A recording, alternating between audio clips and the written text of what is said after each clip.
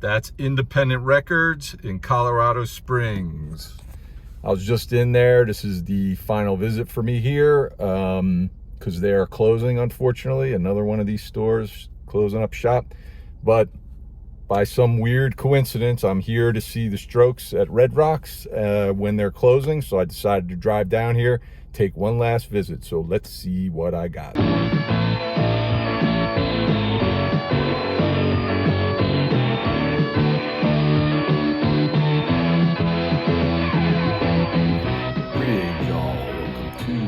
Video. Today we are talking about my recent final visit to Independent Records in Colorado Springs. I went to this record store, a different location. They used to have a couple locations. I went to it back in, I think, 2017.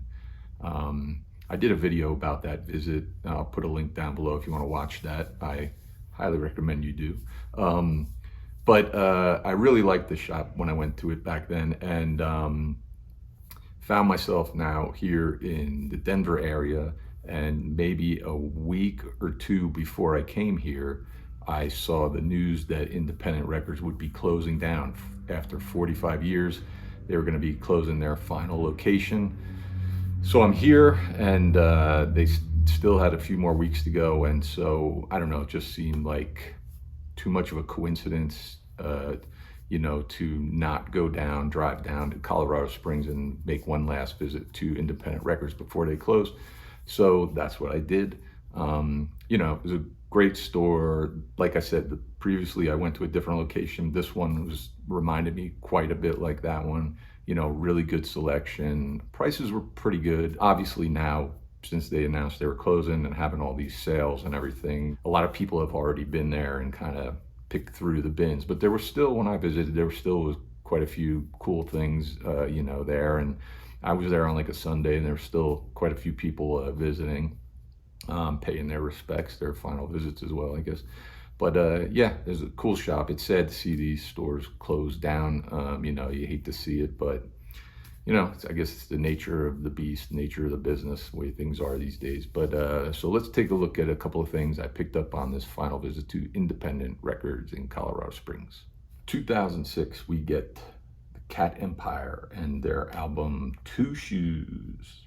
Not one shoe, two shoes. And not three shoes, two. It's starting to sound like a Dr. Seuss book. Anyways, quirky band. I first discovered them, I believe, in 2010. I was in Australia. These guys are from Melbourne, Australia. And so I was driving around, and I believe that's where I first heard their song, the Car Song, which is on this album. And I really liked it. Like I said, it's quirky, kind of a little bit humorous and stuff. But I don't know anything else by this band. They're supposed to be kind of like a jazz, ska, funk band, whatever that means, but kind of a weird, interesting, you know, crossing of genres there. But like I said, the Car Song I really liked, and it's on this album, so I saw it there, and I decided to pick it up and, you know, see what the rest of this is like. You know, like I said, I don't know anything else by them. They're a pretty popular band in Australia. So I imagine it's got to be decent, right? We got all the lyrics and stuff in here.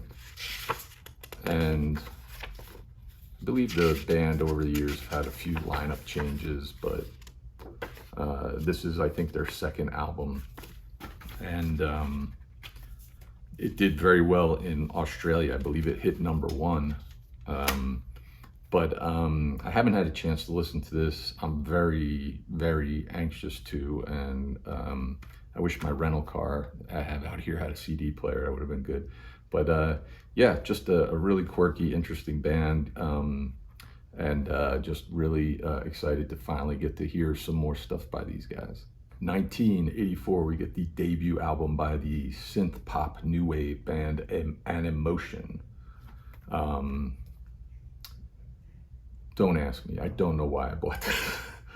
I only know the song Obsession from this record, which was very popular. You couldn't escape it back in the 1984-85 time frame. The video was all over the channels, and the song was constantly in your ear. And it's okay. It's not a horrible, like, top 40 synth pop kind of song, but I was never a big fan of it and never really that curious to hear anything else by this band. But, you know, some of you may or may not know, because I say it quite a lot, but, you know, I've been on this kick for a handful of years now, just kind of, you know, diving into these like new wave bands that I know like one song by, and just out of curiosity, picking up an album, like what else is this album, like what else does this band have, you know, maybe there's some hidden things in there.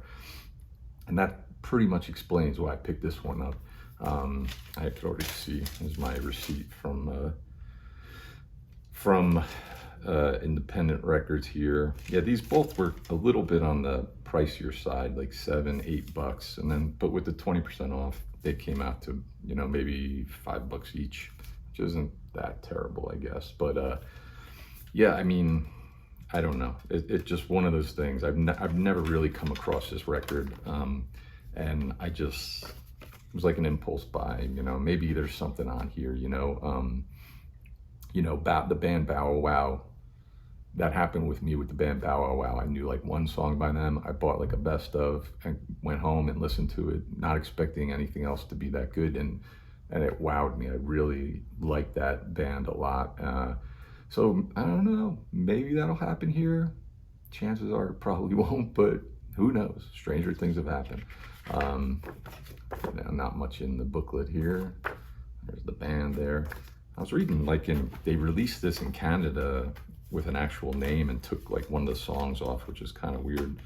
But you know, again, I haven't had a chance to listen to this. Fingers crossed, maybe there'll be some other good stuff on here. I mean, again, Obsession's not terrible. It's a okay, catchy kind of tune. Michael DeBar actually wrote that, which I wasn't familiar with. But yeah, we'll see. We'll see. Hopefully, you know, it's pretty good, you know. Or at least maybe there's another song or two. So that's it for my pickups from Independent, my final visit. If you're familiar with either of these, please let me know what you think of them. But yeah, like I said, it's a real bummer to have to do, like I've done maybe 2 of these videos now about stores that I've liked and have visited in the past closing down. But you know, what can you do? But you know, it's cool that things kind of, the planets aligned, and I was able to make one last visit down there to Independent Records. Let me know if you're familiar with the store, if you visited in the past, some of their other locations. I mean, I think they've been kind of like this landmark record store in Colorado for a long, long time, 45 years, like I said. So yeah, let me know if you've been there and you know, some of your history with the place. But thank you again for watching, and we'll see you the next time. Hopefully not talking about a record store closing down. Later.